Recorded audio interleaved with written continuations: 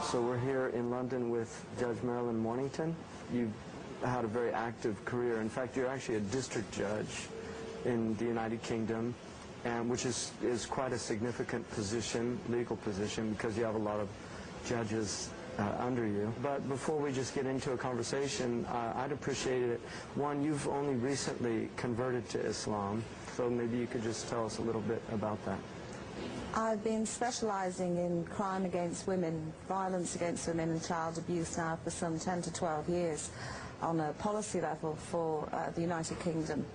And I became, by no choice of my own, because of the work I was doing, closely involved with violence against women in the Muslim communities in this country. And in order to understand better where they were coming from, began to read about Islam, began to read the Quran, and to mix with Muslims. I would have to say I don't think I really ever had any choice in the matter, that Allah subhanahu wa ta'ala had his eyes on me, and that was it. From that moment on, without any choice of mine, I kept on meeting one person after the other who led me down a path where there really was no turning back from, because the more I got to know about Islam and about the Prophet, peace be upon him, it became obvious to me that this is what I want, where I wanted to belong, and it was what I wanted to believe. And I always felt very comfortable with the family life and the stories of the wives of the Prophet and the companions, and it was just somewhere that over a period of time, and I would have to say, Sheikh Hamza, from your own writings and your tapes that I was listening to, I realized this was obviously the life.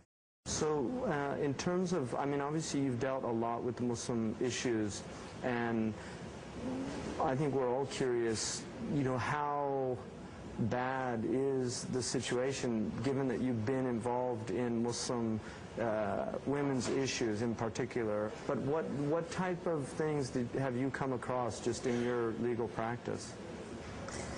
What we are seeing every day, both in my day-to-day practice and also on the committees that I'm having to deal with things, is our issues of forced marriage, where people just do not understand the difference between their cultural practices, particularly those of which we have almost 2 million in this country from the South Asian continent, that these practices are not Islamic, they are cultural, and part of my work is to point that out.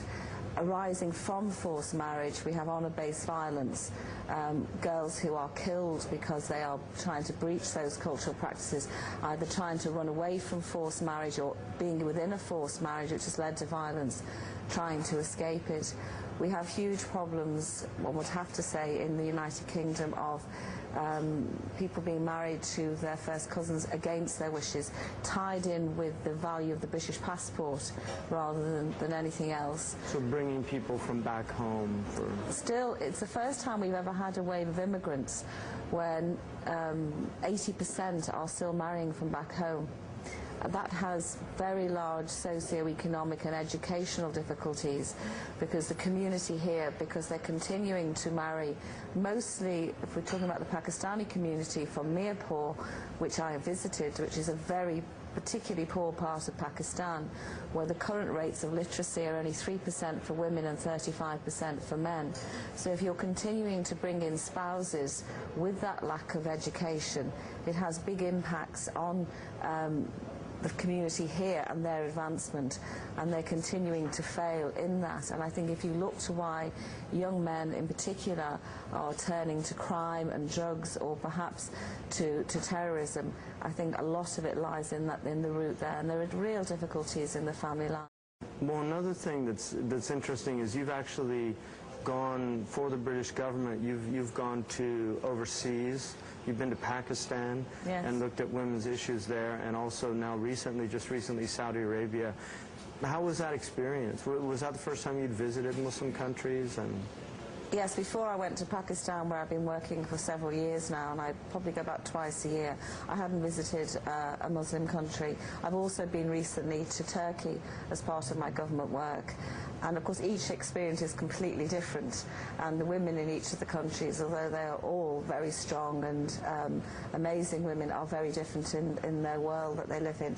In Saudi Arabia, which I've just returned from a few weeks ago, a most amazing experience to see such highly educated, serene, beautiful women who fully contribute to Saudi Arabian life, both in terms of the businesses they run, the work they do in hospitals, and the amazing charitable work they do. Again, we're able to come back here and break down the preconceptions and hopefully move forward together. As a result of the trip, the British Foreign Office are looking to bring a delegation of Saudi women over here, particularly to look at advancing together issues over violence.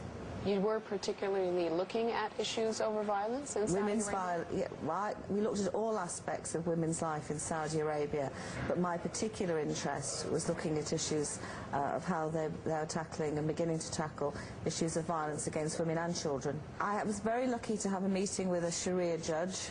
I think he was terrified meeting me. But, really? That's an interesting experience. He was very good to meet me and has kindly invited me to come back and actually see the courts in action. That's wonderful. But also I met doctors there, and they're setting up a nationwide network in Saudi Arabia of specialist paediatricians and psychologists. To report abuse. Yes, so that there'll be special teams of doctors throughout Saudi Arabia who will identify or themselves or have cases referred to them, will learn the specialist things that are needed by the courts, and are working in conjunction with the Sharia courts to start addressing these matters.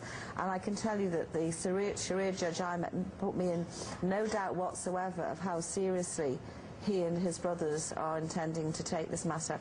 I'm hoping in the future that they'll have female judges. Yes, so we that are. maybe Yes, I think so. Next year they're going to have the first female law students, so that's right. the start.